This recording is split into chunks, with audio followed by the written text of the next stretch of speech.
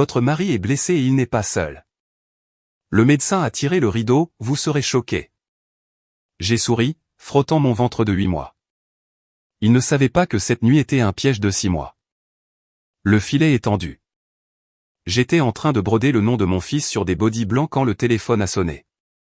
23h47, vendredi, le dernier moment paisible de ma vie.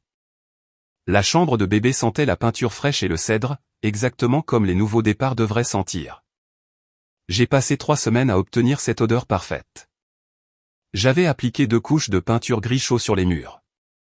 Une commode en cèdre que j'avais restaurée moi-même reposait contre le mur d'en face, et un mobile avec des oiseaux en bois sculptés à la main tournait lentement au-dessus du berceau chaque fois que l'air chaud soufflait de la ventilation.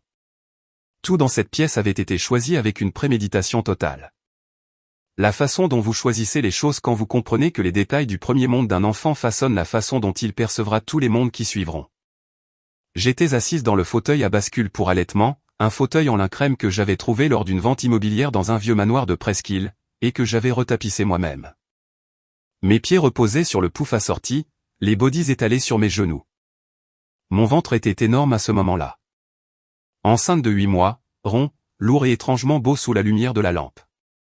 J'avais appris à y équilibrer des objets comme d'autres utilisent une table de chevet. Un petit cercle reposait contre la courbe de mon ventre tandis que mes mains poussaient l'aiguille à travers le coton blanc, formant du fil bleu le nom de Léon. Je n'avais même pas encore dit le nom à Thaddée.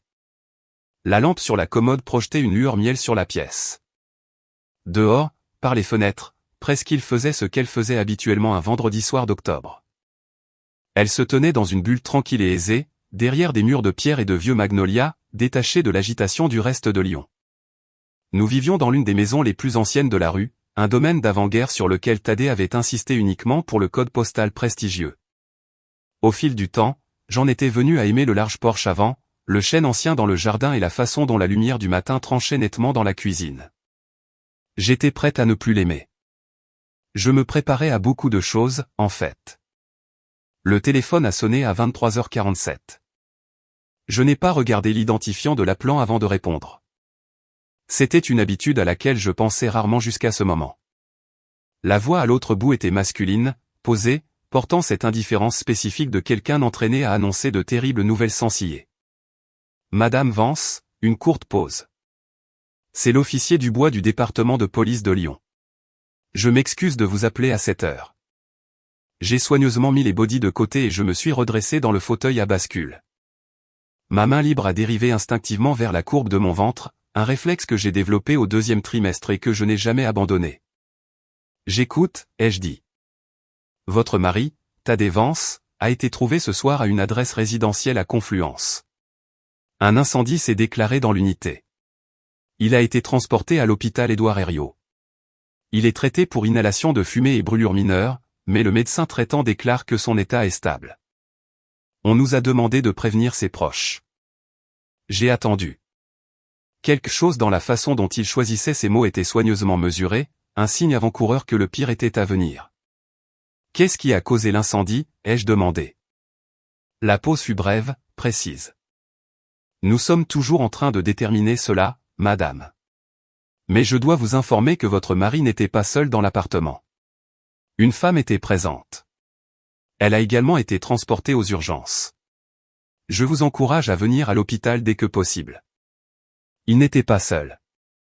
J'ai laissé ces 4 mots planer dans l'air de la chambre d'enfant. Ils ne m'ont pas surprise du tout. C'est ce à quoi je penserai plus tard en conduisant dans l'obscurité, que ma première réaction n'était pas le choc. C'était quelque chose de plus calme, comme la dernière pièce d'un très long et épuisant puzzle qui se met en place. Pouvez-vous me donner l'adresse, ai-je demandé. L'unité où il a été trouvé, les résidences du Rhône, unité 14F. Je connaissais parfaitement cette adresse. Je la connaissais depuis 3 mois, depuis l'après-midi où un associé de confiance m'a glissé un morceau de papier sur une table de café et m'a dit, sans émotion, que Thaddée louait un appartement de luxe meublé là-bas sous une SARL qu'il avait enregistrée il y a près de 2 ans. Je n'ai jamais confronté Thaddée à ce sujet. Je n'en ai jamais dit un mot à personne d'autre qu'à cet homme. J'attendais le bon moment.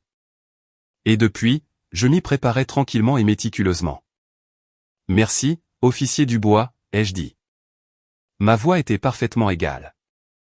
J'avais pratiqué ce calme comme certaines personnes, poussées par la nécessité et une discipline de fer, apprennent une seconde langue jusqu'à ce qu'elle ne demande plus aucun effort. Je serai là sous peu. J'ai raccroché et suis resté immobile un long moment. Les oiseaux en bois au-dessus du berceau tournaient lentement à leur rythme tranquille.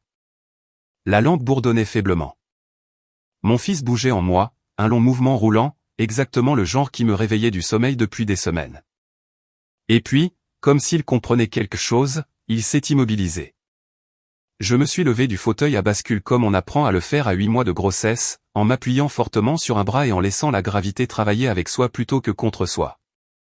Dès que je me suis levé, la douleur familière dans le bas du dos a flambé, une douleur sourde et persistante qui était ma compagne constante depuis 6 semaines.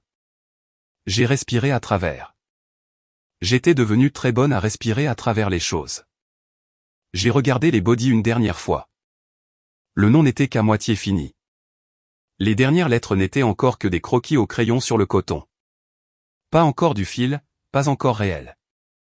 Je l'ai posé sur la chaise, j'ai pris mon manteau sur le porte-manteau près de la porte et j'ai pris mon sac à main. Je n'ai pas fait de liste. Je ne me suis pas assise pour calmer mes nerfs, et je n'ai appelé personne pour leur dire où j'allais. J'étais calme depuis des mois. Il n'y avait plus rien à arranger. En quittant la maison, je n'ai pas fermé la porte à clé. J'avais quelque chose de beaucoup plus important à gérer. 11 kilomètres. C'était tout ce qui me séparait de l'aboutissement de 6 mois de préparation minutieuse et calculée. J'ai fusionné sur la 42 sans réfléchir, guidé par la mémoire musculaire, choisissant la route que mon corps avait décidé avant que mon esprit n'ait à le faire. Lyon en octobre à minuit est belle d'une manière spécifique, avec son horizon qui capte sa propre lumière. La large autoroute s'étend devant vous en 2 lignes nettes d'ambre et de blanc tandis que le reste de la ville s'enfonce dans le silence qui n'arrive qu'après que les dernières enseignes au néon se sont éteintes. J'ai conduit les 2 mains sur le volant, la radio éteinte, et j'ai permis à ma mémoire de retourner là où tout a commencé. Avril, il y a 6 mois.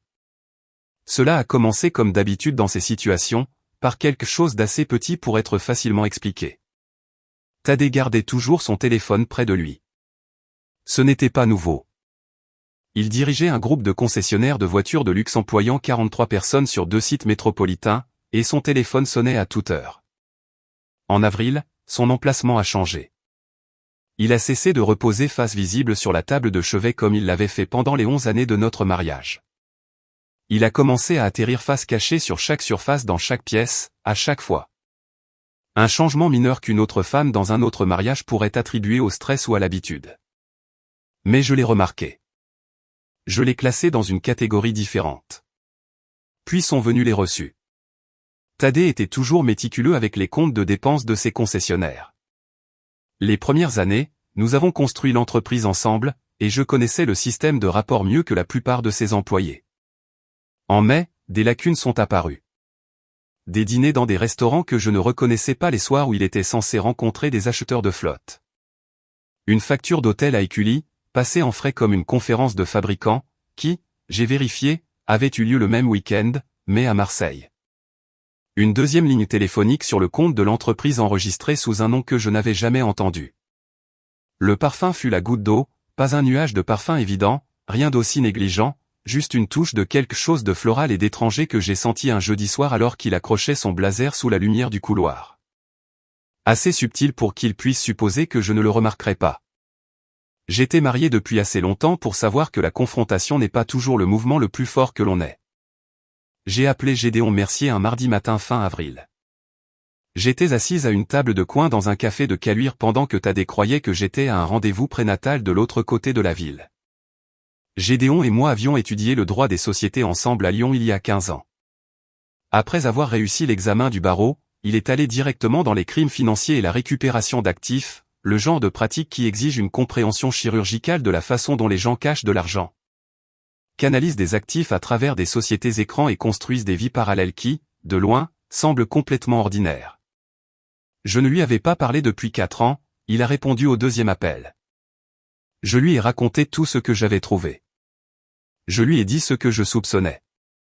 Je lui ai dit que j'étais enceinte de 7 mois et que j'avais besoin d'une certitude absolue avant de dire un seul mot à mon mari parce qu'une fois que j'aurais parlé, il n'y aurait pas de retour en arrière et j'avais l'intention d'être inébranlable lorsque ce moment viendrait. Gédéon m'a rappelé 11 jours plus tard. Il déplace de l'argent, a-t-il dit, sans mâcher ses mots. C'était quelque chose sur quoi j'avais appris à compter avec Gédéon. Il livrait des informations comme un bon diagnostiqueur livre des résultats de laboratoire, clairement, sans cruauté inutile mais sans non plus les enjoliver. Des comptes d'entreprise, des économies conjointes et une nouvelle SARL qu'il a enregistrée il y a 18 mois sous un nom qui n'est pas le sien. Quiconque l'a aidé à monter cette structure sait ce qu'il fait. Combien, ai-je demandé. J'ai regardé par la fenêtre du café la rue un instant. Assez pour avoir un impact sévère sur toute procédure judiciaire. Nous devons agir rapidement, Séraphine, a dit Gédéon, avant que les transferts ne soient finalisés. Pas encore, ai-je répondu. D'abord, j'ai besoin de l'image complète. Chaque compte, chaque nom, chaque transaction. Je veux tout entre mes mains avant de faire le moindre mouvement. Il y eut un silence, puis il ajouta, c'est risqué, Séraphine. Je sais. Je prends le risque consciemment. Ce que je n'avais pas encore dit à Gédéon, c'est que la piste financière n'était pas la seule chose sur laquelle je travaillais. Il y avait d'autres schémas que j'observais. Un voisin qui semblait connaître l'emploi du temps de Thaddée mieux qu'aucun voisin ne le devrait. Des conversations qui se terminaient brusquement au moment où j'entrais dans une pièce. Des réarrangements mineurs dans la structure de ma vie quotidienne qui ressemblaient moins à des coïncidences et plus à une chorégraphie précise. J'étais encore en train de tout assembler. J'avais besoin de plus de temps. Voici ce que j'ai appris en 14 ans de construction d'une entreprise et d'un mariage à partir de zéro. La personne qui fait le premier pas gagne rarement. Le gagnant est celui qui attend d'avoir tout. Et j'attendais, et j'avais presque tout. Une tension a traversé mon abdomen sans le moindre avertissement. Une contraction de Braxton X. Les répétitions que ma gynécologue, le docteur Beaumont, m'avait dit se produiraient plus fréquemment à l'approche de ma date d'accouchement. Contrairement au vrai travail, ce sont des répétitions indolores. C'est juste le corps qui apprend sa propre mécanique. J'ai respiré à travers, exactement comme le docteur Beaumont me l'avait appris. Inspirez lentement pendant 4 secondes, expirez pendant 6, épaules consciemment relâchées. La tension a atteint son maximum et s'est relâchée. Léon a bougé une fois et s'est installé. J'ai gardé les mains sur le volant. J'ai continué à rouler. Devant, les blocs massifs de l'hôpital Édouard Herriot se profilaient, un complexe tentaculaire de bâtiments et de passerelles. Brûlamment éclairés même à 7h car les hôpitaux ne ferment pas, n'éteignent pas leur lumière, et ne s'arrêtent pas pour la simple mécanique de la nuit. Je suis né dans cet hôpital il y a 43 ans. Ce soir, il servirait de scène à quelque chose d'entièrement différent. Mon téléphone a vibré sur la console centrale.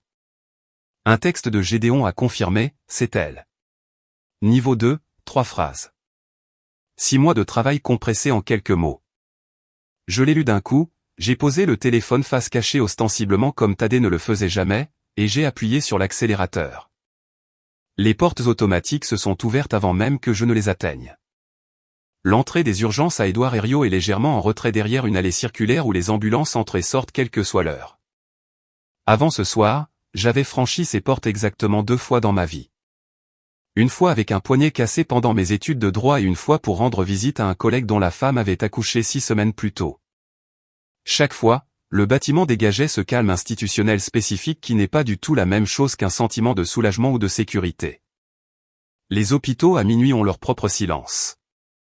Tendu, comme si tout le monde à l'intérieur retenait son souffle, attendant que les nouvelles tombent d'une manière ou d'une autre.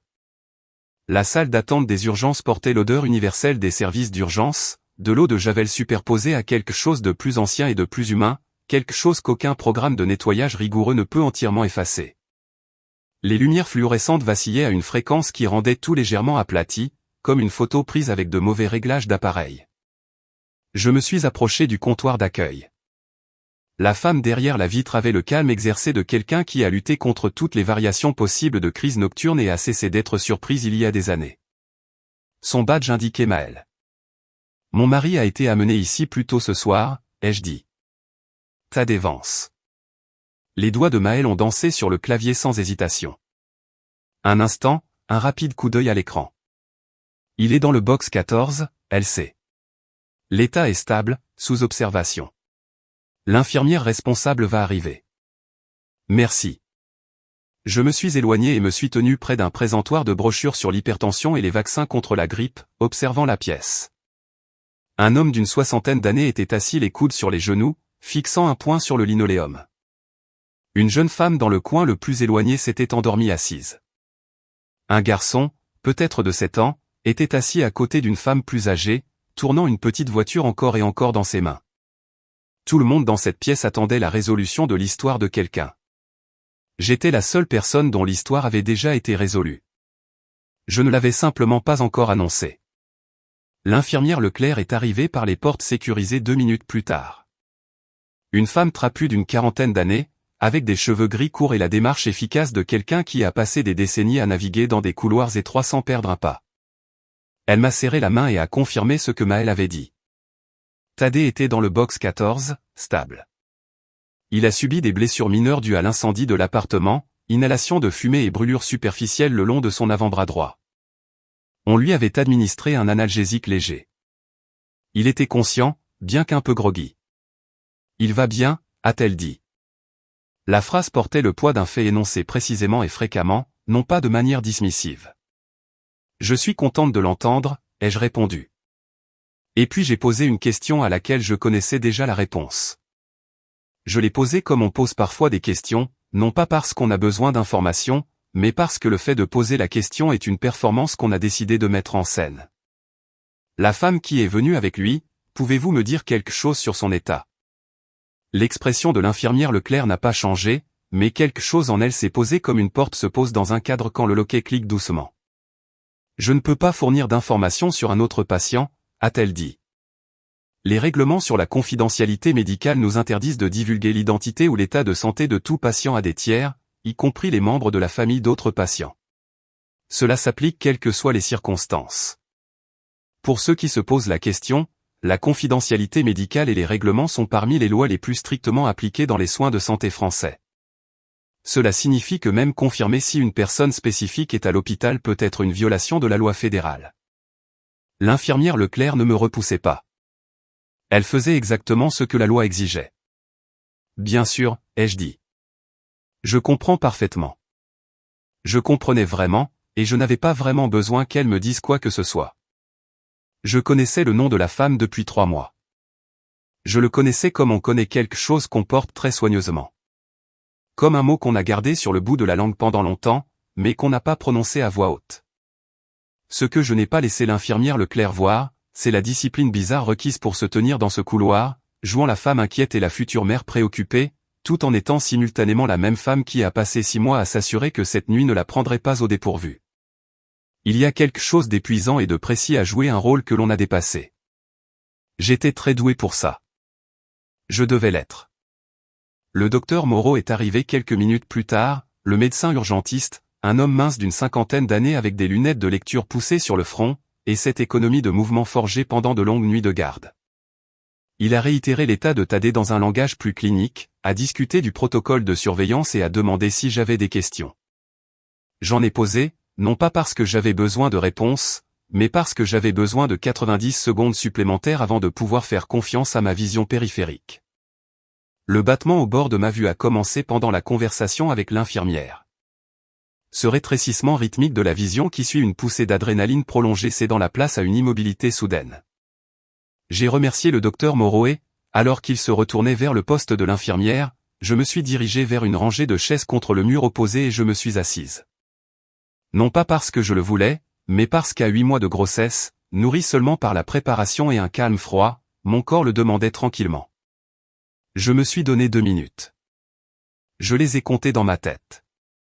J'ai respiré régulièrement, lentement, délibérément, exactement comme le docteur Beaumont me l'avait appris.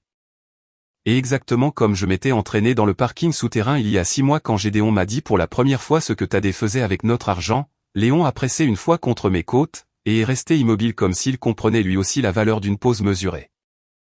Puis je me suis levé, j'ai redressé mon manteau, j'ai remercié le docteur Moreau une fois de plus en passant devant le bureau, et je me suis dirigé vers le parking à plusieurs niveaux.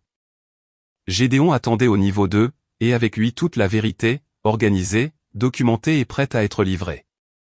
Le niveau 2 était plus froid que l'hôpital. Les parkings souterrains de Lyon ont une atmosphère spécifique à minuit et demi. Les piliers en béton absorbent la lueur orange des lumières fluorescentes bourdonnant juste en dessous du seuil d'audition. L'air porte l'odeur fraîche et humide de l'huile moteur et du béton coulé, et un silence tombe lorsque la plupart des voitures sont rentrées chez elles. Mes pas sur la rampe ont résonné, soulignant la distance entre moi et toutes les autres personnes dans la structure. Gédéon Mercier se tenait à côté de sa berline noire. Une mallette en cuir reposait sur le capot, ses mains dans les poches de son manteau. Il semblait plus grand que je ne me souvenais de l'école de droit. Ou peut-être avais-je simplement oublié à quoi ressemblent les gens quand une décennie et demie de litiges d'entreprise sérieux s'installent dans leurs os. Quand il s'est retourné, son visage affichait le calme d'un homme qui comprend que la mauvaise émotion au mauvais moment ne fait qu'aggraver les situations difficiles. Il fut mon premier appel en avril. Ce soir, il serait le dernier. Ils ont fait une descente à 1h15, a-t-il dit, sautant les salutations. L'inspecteur Sylvain Bernard de l'unité des crimes financiers a coordonné le raid. Bernard a construit le dossier pénal parallèlement à notre action civile au cours des 2 derniers mois. Ils avaient une cause probable et un mandat signé par un juge. Pendant 6 mois, j'ai appris que Gédéon livrait des informations comme un chirurgien, faisant une incision précisément à la profondeur exacte nécessaire sans endommager les tissus environnants. Qu'ont-ils trouvé, ai-je demandé. Il a déverrouillé la mallette. Unité 14F des résidences du Rhône. 3 millions d'euros en espèces de diverses coupures déjà empaquetées, des actes et des documents de transfert signés et notariés, déplaçant 3 actifs détenus conjointement de votre nom vers une entité qui ne peut pas être clairement liée à Thaddée. 2 passeports, il fit une pause. L'un d'eux n'est pas sous le nom qu'elle utilisait à Lyon. Et la femme, Gédéon m'a regardé directement. Cléopâtre Durand, a-t-il dit, Pentouze 9F, les résidences de la Presqu'île. J'ai laissé cette adresse s'ancrer. Comme on laisse une nouvelle pour laquelle on s'est préparé nous frapper, sachant qu'elle frappe toujours plus fort que prévu. Le nom n'était pas un choc. Gédéon me l'avait envoyé par texto il y a 40 minutes et je l'avais digéré pendant le trajet. Je pouvais gérer le nom. Mais l'adresse, Pentouze 9F des résidences de la Presqu'île. Ce détail spécifique a trouvé une faille dans mon armure.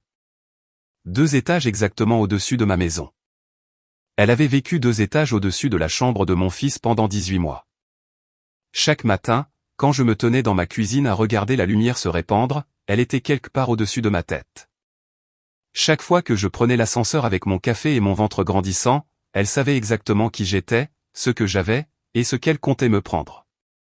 J'ai expiré une fois lentement. Dis-moi le reste, ai-je dit. Gédéon a tendu la main dans la mallette et en a sorti 4 enveloppes manille grises, chacune étiquetée de son écriture précise. La première, a-t-il dit, me l'attendant. Police d'assurance vie, 10 millions d'euros, souscrite il y a 3 mois, assurant votre vie au nom de Thaddée. Le bénéficiaire désigné est Durand Holdings, une société écran enregistrée aux îles Caïmans. La piste documentaire mène à Cléopâtre. Il fit une pause. Thaddée a signé ceci en croyant qu'il s'agissait d'une assurance collatérale pour un prêt d'expansion de concessionnaire qu'elle l'aidait à structurer. C'était enfoui à la page 31 d'une pile de 47 pages de documents. Elle lui a glissé ça lors d'un après-midi pressé. Il a signé à l'aveugle. J'ai pris l'enveloppe. Un léger tremblement a parcouru mes doigts. Pas de peur. Un honnête compte physiologique de ce que l'on ressent avec une prime de 10 millions d'euros sur son nom. Je l'ai pressé à plat contre ma hanche jusqu'à ce que ma main se stabilise. Deuxième, il l'a remise. Résultat de laboratoire. Les flacons de vitamines que l'APD a saisis dans son appartement ce soir sont exactement de la même marque et du même emballage que vos compléments prénataux, mais le contenu n'est pas le même. Le laboratoire criminel de l'État a accéléré l'analyse. Pas d'acide folique, pas de fer, pas de DHA. C'est entièrement du remplissage. Elle a échangé vos compléments contre des placebos, Séraphine. Vous les prenez depuis 4 mois. J'ai pris l'information et l'ai classée exactement là où j'avais classé toutes les informations difficiles au cours des 6 derniers mois, avec l'intention de l'utiliser plus tard. Le poids total ne me tomberait dessus que lorsque je pourrais me le permettre, pas encore. Troisième enveloppe, a dit Gédéon, cela a pris le plus de temps. Avant qu'elle n'apparaisse à Lyon, son nom était Évangeline Dubois. Nous l'avons retrouvée grâce à un numéro de sécurité sociale lié à des dossiers médicaux d'un hôpital de Nice il y a 7 ans. Les numéros de sécurité sociale ne changent pas quand quelqu'un change de nom ou d'état. La plupart des gens qui construisent de fausses identités n'en tiennent pas compte. Il m'a regardé. Elle a monté une arnaque très similaire à Nice en 2018. J'ai documenté les liens. Et la quatrième, 18 mois de mai et de dossiers financiers, d'historique de recherche ciblant le groupe de concessionnaires de Tadé, de données de revenus publics, d'activités LinkedIn. De dépôts d'entreprises et de dossiers de copropriété montrant qu'elle a spécifiquement demandé un logement au 9e étage avec des fenêtres orientées nord-est avant même d'avoir visité la propriété. Elle a choisi l'immeuble après avoir trouvé Tadé. Elle a choisi l'étage après avoir appris votre numéro d'unité. Je me tenais au niveau 2 avec 4 enveloppes dans les mains, pensant à leur poids. Elles étaient plus légères qu'elles n'auraient dû l'être. Cela m'a frappé de voir à quel point tout cela pesait peu. Le dossier complet de ce qui avait été planifié, exécuté et presque achevé. Le genre de choses qui remodèlent entièrement une vie. Tout tenait dans des papiers que je pouvais tenir d'une main. J'ai placé chaque enveloppe dans mon sac à main, soigneusement en séquence. Léon a pressé contre mes côtes une fois, un mouvement ferme, puis l'immobilité. Gédéon, j'ai ajusté la sangle de mon sac. Quand ce sera fini, l'inspecteur Bernard aura-t-il tout ce dont il a besoin?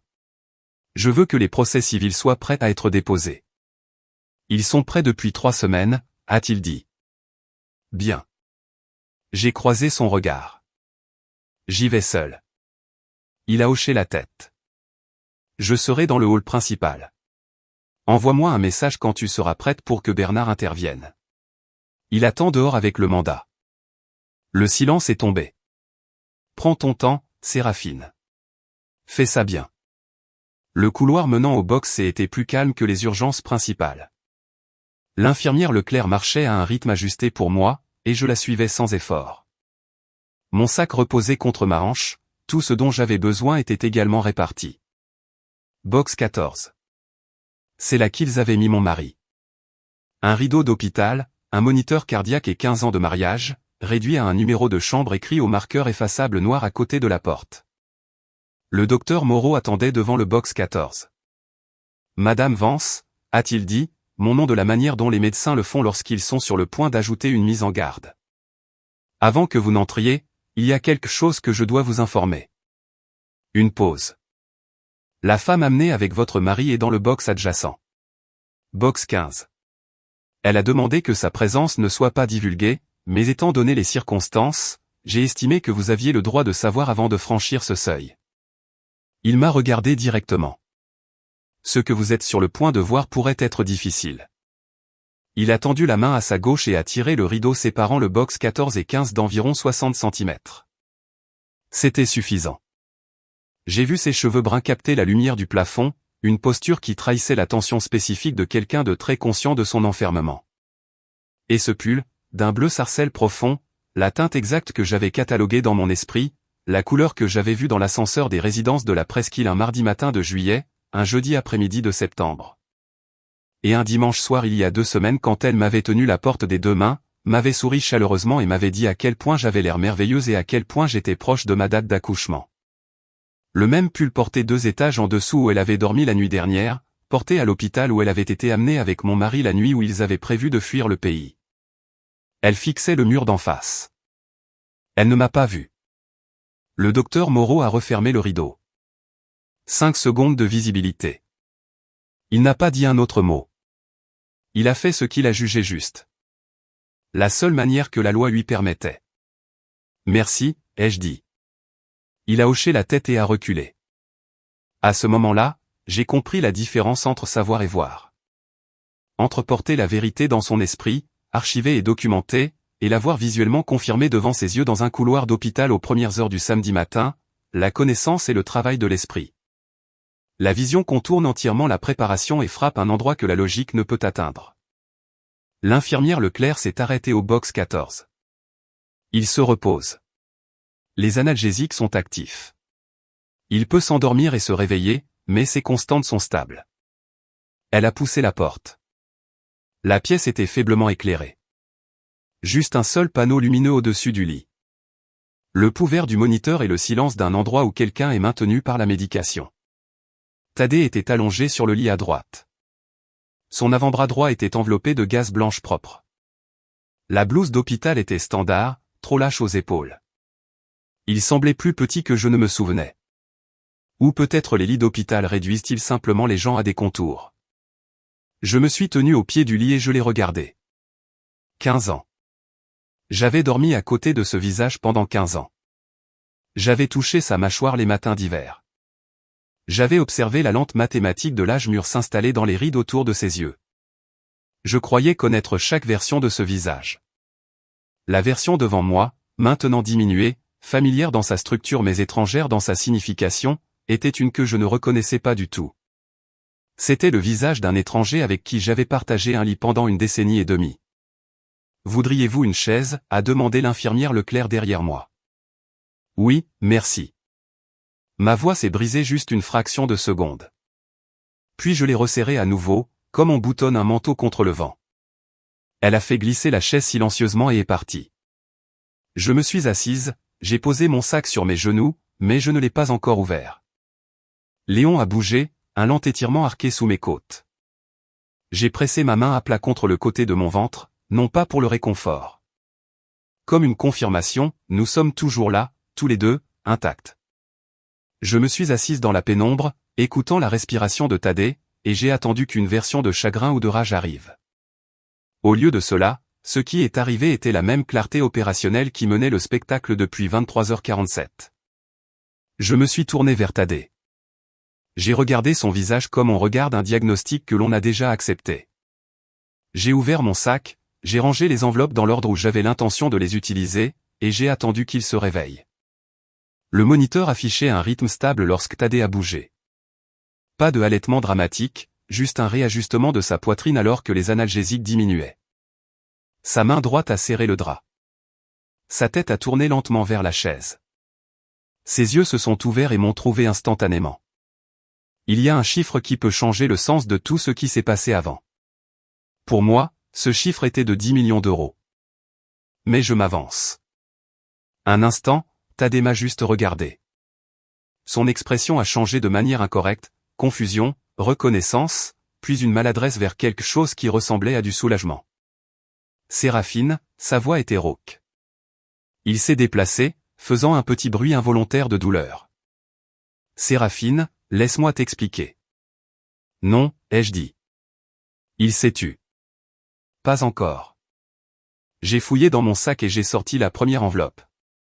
Je l'ai posée sur le bord du lit à sa portée, mais je ne la lui ai pas tendue. Une distinction importante. Je voulais qu'il choisisse de la prendre. Tu as signé ça il y a 6 semaines, ai-je dit. C'était à la page 31 des documents du prêt d'expansion de concessionnaire. L'entête indiquait accord d'assurance collatérale. J'ai fait une pause. Ce n'est pas ce que c'est. Thaddée a regardé l'enveloppe comme un directeur des ventes regarde un marché volatile, la mesurant, gagnant une demi-seconde. Puis il l'a prise, l'a ouverte et en a sorti le document. Je l'ai regardé lire. Il a parcouru la première page lentement. Puis la deuxième page. 10 millions d'euros. Mon nom dans la case de l'assuré. Durand Holdings sur la ligne du bénéficiaire. Le sang s'est retiré de son visage. Ce n'était pas le regard d'un homme pris en flagrant délit de mensonge. C'était le regard d'un homme qui venait de découvrir une pièce cachée dans sa propre maison et a instantanément compris ce qu'elle contenait. Ce n'est pas, commença-t-il. Continue de lire, ai-je dit. Il l'a fait. Quand il a abaissé le document, le soulagement avait entièrement disparu. Je ne comprends pas ça. Elle m'a dit que c'était une clause standard. Elle a dit que c'était une formalité. Elle t'a poussé ce dossier alors que tu répondais à 3 appels téléphoniques. Elle te l'a expliqué verbalement. Tu lui as fait confiance. J'ai laissé cela s'ancrer. Tout est documenté, l'heure, les appels, le langage spécifique qu'elle a utilisé, tout. Il a regardé le document à nouveau. Durand Holdings, Chypre attend, îles Caïmans. Les SARL des îles Caïmans dissimulent la propriété, ai-je dit. Cette entreprise pointe directement vers Cléopâtre Durand. Gédéon Mercier l'a confirmé il y a 2 jours. Thaddée a laissé tomber le papier sur le drap. Ce n'est pas une liaison, a-t-il dit doucement, presque à lui-même. La réalisation frappant ses cordes vocales quelques secondes après qu'elle ait frappé son cerveau. Non, ai-je dit. Elle avait l'intention, j'ai arrêté. Oui, elle avait l'intention. Je n'ai ressenti aucune satisfaction en le regardant réaliser que sa maîtresse complotait activement contre ma vie pour un paiement. La satisfaction exige une réalité plus simple. Ce que je ressentais était clinique. J'ai fouillé dans mon sac. Avant de vous montrer ce qu'il y avait dans ce flacon de vitamines, quelque chose qui m'a glacé le sang quand j'ai lu le rapport du laboratoire, tapez un 7 dans les commentaires tout de suite pour que je sache que vous êtes toujours là avec moi. Petit rappel, certaines parties sont façonnées pour le flux narratif. Si ce n'est pas pour vous, n'hésitez pas à cliquer. Sans jugement. Je ne suis pas une femme qui se brise facilement. C'est un fait structurel de ma personne. Mais quand j'ai sorti la deuxième enveloppe, quelque chose en moi s'est brisé. L'enveloppe contenait un sac de preuves contenant un flacon de vitamines et une analyse médico-légale d'une page sur papier à en-tête du département de police de Lyon, estampillé « Urge ». L'étiquette du flacon était parfaitement lisible. Prénatal complet.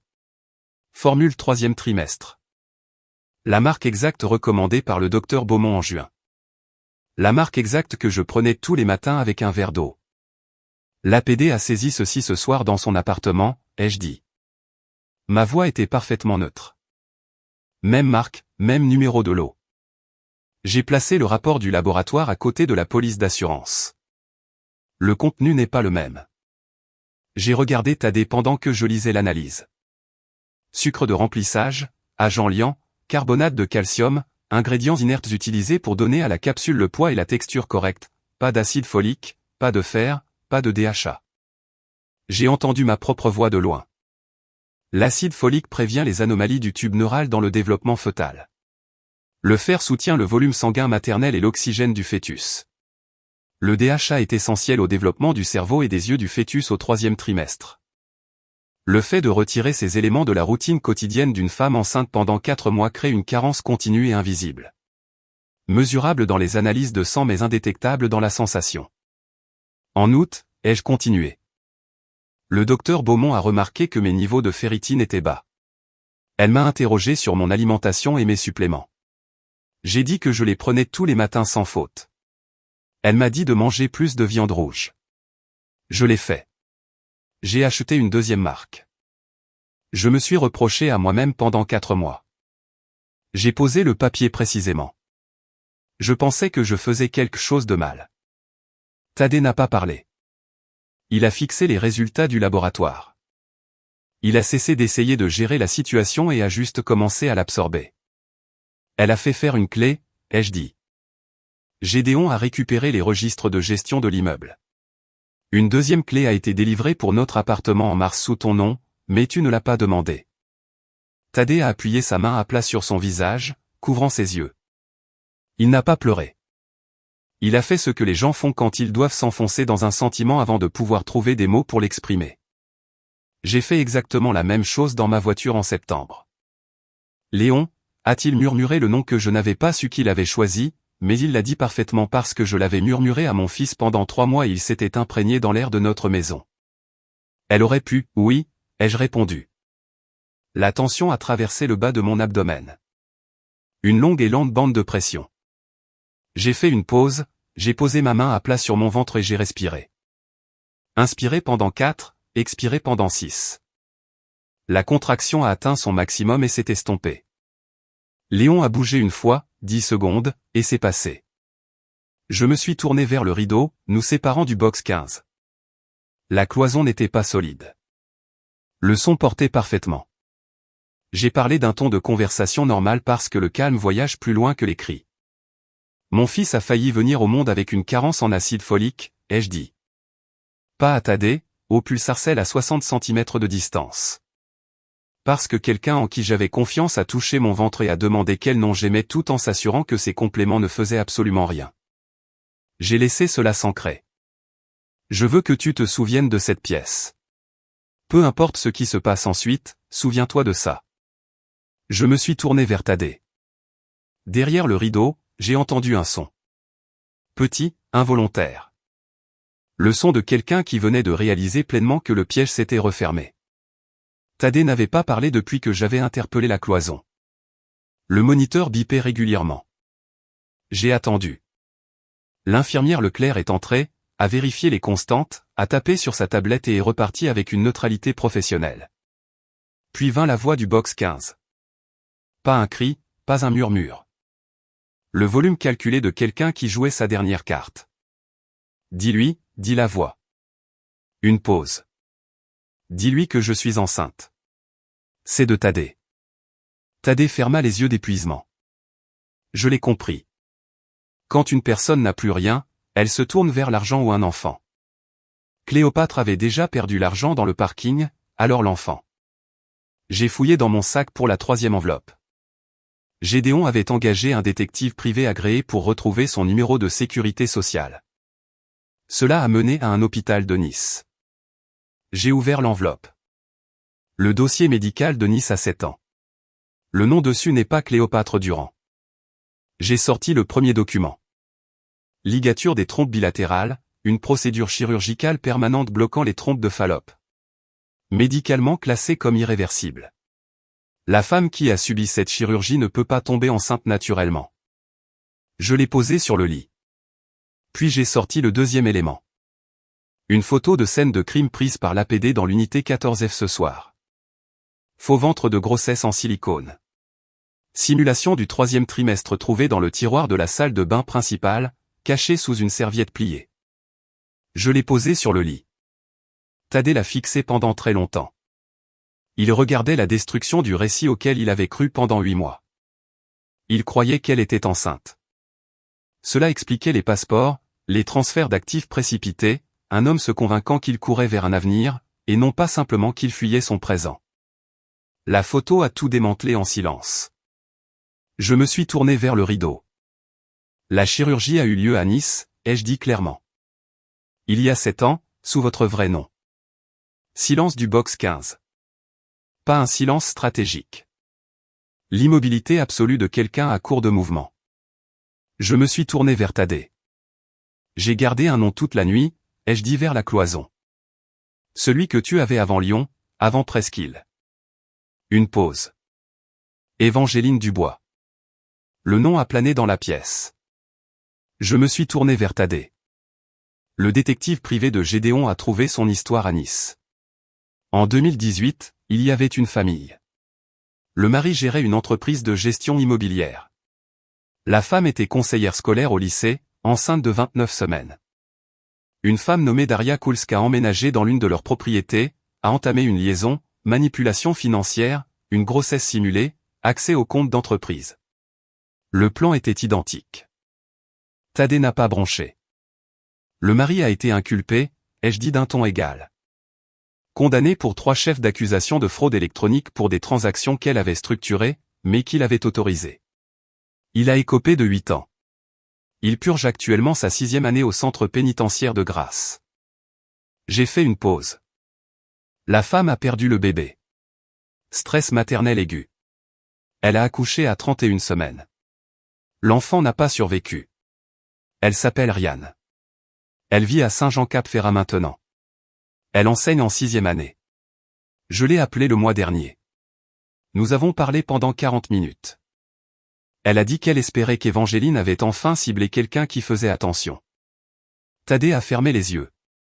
C'était le regard d'un homme qui a réalisé qu'il n'était pas l'auteur de ses propres choix. Il n'était qu'un personnage secondaire dans un scénario écrit bien avant son arrivée. J'ai saisi la 4e enveloppe. 18 mois de mai, de recherche, de demande du conseil de copropriété. Quand tu seras prêt à voir l'ensemble du tableau, tout est là. Je l'ai placé sur sa table de chevet. Il lui a fallu 11 minutes. À 1h36 du matin, Thaddée a attrapé l'enveloppe. Il l'a ouverte et a commencé à lire. En France, il est parfaitement légal d'enregistrer une conversation tant qu'une partie y consent. Quand Cléopâtre Durand s'est assise sur mon canapé et a bu mon café, j'étais une participante. J'ai consenti à enregistrer mon propre salon.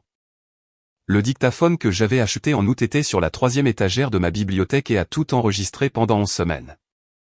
6 de ces conversations contenaient des preuves directes de conspiration en vue de commettre une fraude électronique. Dans un enregistrement, elle détaillait le calendrier des transferts d'actifs. Dans un autre, elle décrivait le plan d'évasion vers Dubaï. Gédéon a remis ses transcriptions à l'APD il y a 48 heures. Thaddée a lu les 12 pages de transcription. Quand il a eu fini, il a posé la dernière page. Elle avait l'intention, commença-t-il. Oui, ai-je dit. Et j'étais. Oui. Un mécanisme, un nom sur une police. Que tu aies pleinement compris ton rôle ou que tu l'aies simplement joué est une question à laquelle le système juridique répondra. Ce n'est plus ma question. Je me suis levé. Gédéon n'est pas seulement mon avocat de divorce. Il a coordonné avec l'inspecteur Bernard. Le mandat d'arrêt pour Évangéline Dubois a été signé par un juge de Lyon hier à 14h15. As-tu quelque chose à me dire, ai-je demandé, avant que cela ne fasse partie de l'acte d'accusation officiel. Il est resté silencieux un long moment. Puis il a dit, je suis désolé. Un mot dépouillé de tout artifice de vendeur. Je l'ai accepté. Je n'ai pas répondu. Mon téléphone a vibré. Bernard est dehors. Donne le signal. J'ai tapé, maintenant. Avant de vous raconter ce qui s'est passé lorsque l'inspecteur Bernard est entré dans ce couloir, tapez, je suis là, dans les commentaires. C'est le moment où 6 mois de travail ont enfin abouti. Le couloir avait la même apparence, mais le poids avait changé. L'inspecteur Bernard marchait avec l'efficacité d'un homme pour qui l'arrestation de personnes est une entreprise strictement professionnelle. 2 officiers en civil l'encadraient. Dans un hôpital français, l'exécution d'un mandat nécessite une coordination avec la sécurité de l'hôpital pour minimiser les perturbations. Bernard a échangé quelques mots avec un garde, a hoché la tête et a pointé du doigt le box 15. Gédéon est apparu des ascenseurs. Il a montré ses accréditations à l'administrateur de l'hôpital qui s'est écarté. Gédéon a pris position contre le mur, observant. À travers la cloison, j'ai entendu la porte s'ouvrir. Puis, la voix de l'inspecteur Bernard. Évangéline Dubois, vous êtes en état d'arrestation. Vous avez le droit de garder le silence. Tout ce que vous direz pourra être utilisé contre vous devant un tribunal. Vous avez le droit à un avocat. La notification de droit, avertissement Miranda. Les mots sont les mêmes dans tous les pays, toutes les pièces. Écoutez ces droits être lus dans le box à côté de mon mari a apporté un profond soulagement silencieux. 47 secondes de justice procédurale. La porte du box 15 s'est ouverte. Elle est sortie menottée. Elle portait toujours le pulsarcelle. Elle semblait plus petite que le cerveau que j'avais construit dans ma tête pendant 18 mois. Elle ne pleurait pas. Son calme n'avait pas cédé. Il s'était endurci. Elle m'a regardé avec la froideur spécifique d'un prédateur dont la chasse a été définitivement terminée. Je n'ai pas détourné le regard. Mes jambes tremblaient juste sous les genoux. Le prix physiologique d'avoir 43 ans, d'être enceinte de 8 mois et de porter ce poids. Je me suis appuyé contre le cadre de la porte du box 14 et j'ai tenu bon. Alors qu'elle passait devant moi, elle a tourné la tête et a murmuré quelque chose. 8 mots. Je ne les répéterai jamais. Non pas parce qu'ils m'ont blessé, mais parce qu'ils ont confirmé avec une précision absolue la sociopathie que j'avais passé 6 mois à documenter. Quand ils sont partis, le silence dans le box 14 était définitif. Thaddée s'est redressé. Séraphine, a-t-il dit, la voix désespérée. S'il te plaît, pour Léon. J'ai fouillé dans mon sac. L'enveloppe était de taille standard. Je l'avais scellée 2 jours auparavant. Sur le devant, il était écrit « Cabinet d'avocat familial Alain Leroy ». Je l'ai tenu à la hauteur de la porte, juste à son niveau des yeux. Maître Leroy s'occupera de tout à partir de maintenant, ai-je dit. Je contacterai votre avocat par les voies appropriées. Ne m'appelle plus, Thaddée. Pas une seule fois. Les arrangements de garde seront traités par l'avocat. Il aura 2 parents. Cela ne nous oblige pas à avoir un mariage. Je suis retourné dans le couloir. Je n'ai pas regardé en arrière. Je ne suis pas une femme qui regarde en arrière. Gédéon attendait près de la sortie avec 2 gobelets en papier de mauvais café d'hôpital. Il m'en a tendu un en silence. Nous sommes sortis dans la nuit lyonnaise. Le froid m'a frappé instantanément. Je me suis assise sur un banc en béton près de l'entrée. Gédéon s'est assis à côté de moi. Nous n'avons pas parlé pendant plusieurs minutes. J'ai pensé aux 15 ans. Les premiers jours, le petit appartement, la lutte pour bâtir l'entreprise. Ces années étaient réelles, mais elle n'était pas suffisante pour nous isoler de ce que Thaddée a choisi de devenir. Le chagrin s'est installé lourdement dans ma poitrine. Gédéon a remarqué que mes mains étaient gelées. Il m'a glissé sa tasse plus chaude. « Tu as tout fait correctement », a-t-il dit. « Je sais, mais je m'habitue encore à cette partie. » « Les actifs sont gelés », a déclaré Gédéon tranquillement. « Compte conjoint, l'immobilier, les parts de concession. » Le juge a signé l'injonction cet après-midi. Les 3 millions d'euros de l'appartement sont détenus par le procureur pour l'affaire pénale, mais le procès civil est une voie distincte.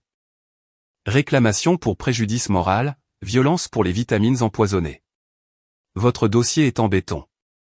Nous n'attendons pas le procès pénal. Nous avançons en parallèle. Je sais, ai-je dit. 3 appels téléphoniques demain. Maître Alain Leroy à 8 heures, l'agent immobilier à 9 heures, et Rian à 10 heures. C'est fini pour ce soir, a dit Gédéon. Je suis rentré seul. Elle est à 42 était vide. Presque il m'a accueilli dans le silence. La maison était sombre. Je me suis tenu dans la cuisine, sentant le cèdre, laissant les souvenirs des bons moments m'envahir, puis je suis monté. La chambre de bébé brillait sous la lumière miel de la lampe. Les bodys étaient exactement là où je les avais laissés. L'aiguille était toujours piquée dans le tissu sur la partie montante de la lettre E. Je me suis assise dans le fauteuil à basculer les ramasser. Il m'a fallu 40 minutes pour terminer la broderie. Léon, 8 lettres en fil bleu pâle. Mes mains étaient fermes. J'ai fait le nœud exactement comme ma grand-mère me l'avait appris. J'ai tenu le body à la lumière et puis, pour la première fois de la nuit, j'ai pleuré. Pas une crise hystérique, juste une libération de pression silencieuse et involontaire, un soulagement profond. Quand je me suis enfin allongé, Léon a bougé. Un lent roulement. Nous allons bien, ai-je murmuré au plafond. Nous allons aller bien. Au matin, je l'ai cru complètement. Les semaines suivantes se sont déroulées au rythme mesuré des procédures judiciaires. Évangéline Dubois s'est vue refuser la caution. Le procureur l'a inculpée de fraude électronique, d'usurpation d'identité et de mise en danger imprudente pour les vitamines placebo. Thaddée n'a fait face à aucune accusation criminelle, mais a été suspendu par ses associés en attendant l'enquête financière. Il a reçu les papiers du divorce jeudi. Il n'a pas appelé. J'ai signé le bail pour un appartement lumineux et ensoleillé à Croix-Rousse. Il sentait la peinture fraîche et les nouveaux départs. J'ai acheté un berceau et j'ai passé 2 heures à l'assembler sur le parquet à 23 heures. J'ai peint les murs d'une couleur appelée brume du matin. J'ai laissé une petite tache de peinture sur le cadre de la fenêtre, un rappel que cette pièce avait été construite par des mains humaines, imparfaitement mais avec amour. Gédéon a appelé un jeudi. Règlement civil atteint. Les avocats de Thaddée ont accepté. 2 millions d'euros transférés dans une fiducie irrévocable pour Léon. Ni vous ni lui ne pourrez toucher au capital avant qu'il n'ait l'âge. Bien, ai-je dit. 3 jours plus tard, Léon est arrivé. 12 novembre. Le travail a commencé à 2 heures du matin. 11 heures plus tard à l'hôpital Édouard Herriot, Léon Vance est né. 3,3 kilos, bruyant et en bonne santé. Son fer était un peu bas comme prévu, mais déjà géré. Quand ils l'ont posé sur ma poitrine, j'ai pleuré les 2e larmes de cette histoire. Des larmes de victoire absolue et accablante. Gédéon est venu à 16 heures avec un bouquet de zinnia et un mot. Bienvenue, Léon. Ta mère est la personne la plus forte que je connaisse. Ma vengeance n'a jamais été un plan. C'était une promesse que je m'étais faite dans un parking en septembre. Je ne serai pas un fantôme dans ma propre vie. Je ne me rétrécirai pas pour m'adapter à un mariage qui mentait sur ses dimensions. La vengeance était le poids de mon fils sur ma poitrine. Une pièce construite de mes propres mains. La certitude documentée que la femme qui pensait que j'étais une proie facile était actuellement assise dans une cellule de la maison d'arrêt de Lyon. S'il y a une leçon ici, n'attendez pas que tout s'écroule pour connaître votre valeur. Ne le portez pas seul en silence. Dites-le à quelqu'un. La trahison familiale est épuisante, mais elle se termine au moment où vous décidez que vous n'êtes plus une variable dans l'équation de quelqu'un d'autre.